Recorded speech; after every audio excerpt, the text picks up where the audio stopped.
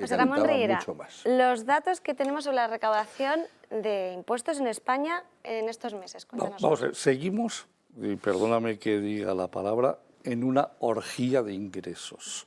Es decir, el Gobierno está aprovechando la coyuntura hasta que se le acabe, es decir, no le da la gana deflactar para nada el tema del IRPF, es decir, en el mes de julio se han recaudado en impuestos directos 25.364 millones de euros directos, que fundamentalmente lo componen dos, que son el IRPF y el impuesto de sociedades, que suponen 4.621 millones de euros más de recaudación.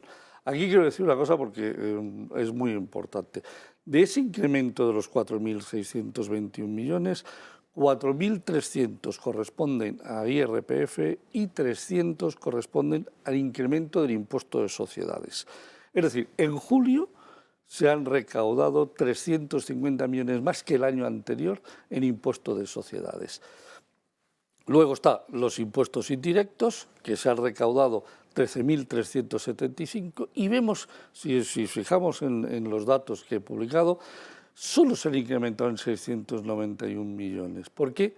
Porque ya empieza a notarse el parón del consumo. Ya hay un parón del consumo y, por lo tanto, se está recaudando menos de lo que se recaudaba. O sea, se está reduciendo el nivel de consumo y, por lo tanto, solo de esos 691 hay cerca de 100 que corresponden a hidrocarburos, de más, a pesar de las subvenciones, y el resto va para IVA.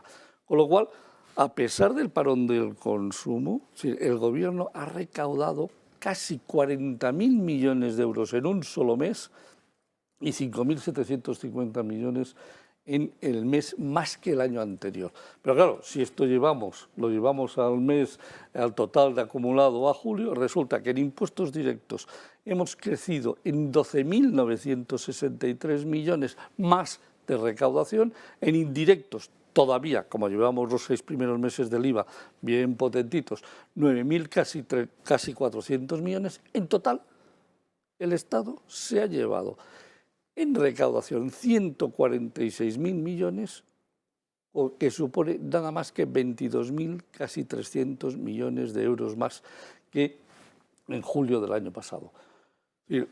Esto es una barbaridad. El impuesto de sociedades, por ejemplo, Sí. ¿por qué es? Porque no sé si tiene que ver algo con los tipos fijos, que se pusieron en España el 25% a cargar las sociedades, pero cuando las sociedades hacen grandes inversiones en I+D tienen unas deducciones, y ese tipo fijo tengo entendido que se incrementó hasta el 15%, eso es algo que no pasaba en España. No, ¿Es por eso? Vamos a ver.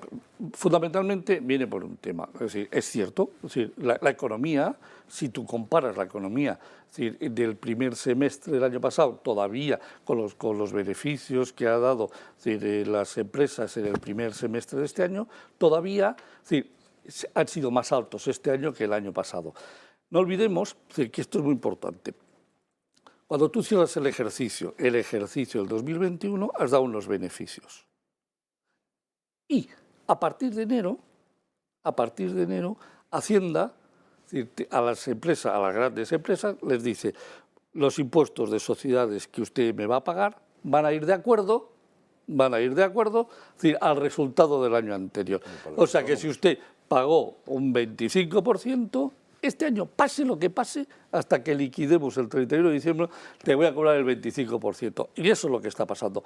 Es decir, el año pasado, es decir, el cierre del 21 venía afectado por el 2020. Como el 2020 fue bajito, es decir, el impuesto que se pagó mensualmente no era demasiado alto.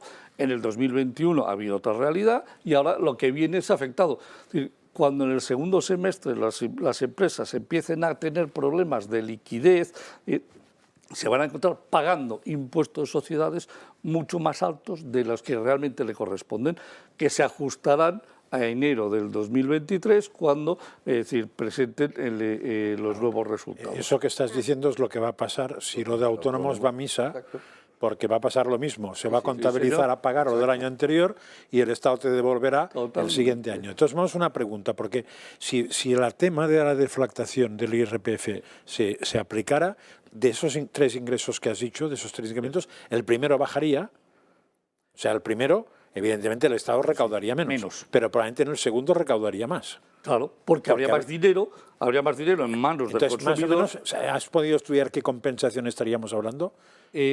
Vamos a ver, ¿cuánto dejaría de perder? No lo he hecho fino, pero aproximadamente debería haber recaudado 3.000 millones menos en arriba y haber recaudado unos 1.100 más abajo. El Estado perdería. O sea que si pierde 3.000 arriba, no pierde 3.000, pierde 1.500. Pierde 1.800.000. En cambio la gente gana 3.000. Sí, la gente gana 3.000. Con lo cual compensa bastante que pueda perder para que la gente gane y no pierda tanto como da. Vale. Esto todavía son más miserables. Esto en el mes de julio. Esto es solo en un mes. Eso indica que todavía son más miserables. Que los impuestos indirectos cada vez sean menores. Claro, vamos a ver. El gran problema que en estos momentos, o sea, tú cuando pagas el IVA, o sea, ¿quién paga el IVA? El consumidor y las empresas que generan valor añadido. Es decir, por eso se ha impuesto el valor añadido. Es decir, si tú vendes más de lo que, y con más margen, pues pagas impuestos, si no, pagas menos impuestos de IVA. Pero el gran recaudador es el consumo. Y el consumo se está reteniendo. Y el consumo se está reteniendo porque hay una cosa clarísima, y es que las familias tienen que haber menos liquidez para gastar, y por lo tanto, aunque gastan más, realmente lo que compran es menos cantidad. Su dinero vale. Enrique. Sí, yo quisiera debatir con esto, porque antes de que don Antonio le vuelva a dar un palo al gobierno, y así me lo da a mí también, porque yo esto lo veo, o sea, la economía también no va de país A y país B, sino que va también, sobre todo la coyuntural, va de las condiciones que tiene este país. No pude entrar a tiempo para decir que en efecto en este país no se gastan ni se dan a las comunidades, etcétera, pero eso ya es un problema estructural. Es decir, aquí no podemos ni sabemos gastar los fondos europeos por la administración que tenemos y por el problema de las autonomías. Y eso hay que decirlo, eso es estructural. Pero bueno, yendo a eso, hay dos aspectos que son una bendición para un gobierno de un Estado superendeudado, porque aquí debemos hasta la camisa, no se le que es la inflación, que son la deuda, que la deuda va disminuyendo a medida que la inflación aumenta, y después, en efecto, el aspecto recaudador, como ha señalado muy bien. Entonces, el problema es que todos los demás aspectos, primero, si el país no está endeudado, eso ya no es o sea, a Alemania eso no tiene deuda pero a Italia, a España, pues sí le viene bien que en efecto, porque debes menos, es decir, como tú debes lo mismo, pero la misma cantidad de euros, pero tu euro ya vale bastante menos, pues claro. Pero bueno, el problema es que hay dos opciones. Una es deflactar para mantener el consumo, que es lo que dicen. Pero otra opción es aprovecharse para el grave problema macroeconómico que tiene España, que es la deuda que tiene, que es lo que está siguiendo este gobierno, e intentar compensar las graves o las más graves secuelas sociales, ¿no? Que es lo que está intentando hacer con eso y tal y cual. No, yo creo que el segundo modelo es estudiable. Yo creo que hay otra, que despilfarrar más, que es lo que está haciendo el gobierno de España. No, eso es indiscutible. O sea, que este gobierno... O sea, aprovecha lo que más le entra para tirar más dinero a sus amigos. Tiene dos grandes... Claro, estoy de acuerdo. Es decir, el problema es que puede hacerlo o puede decir que lo hace para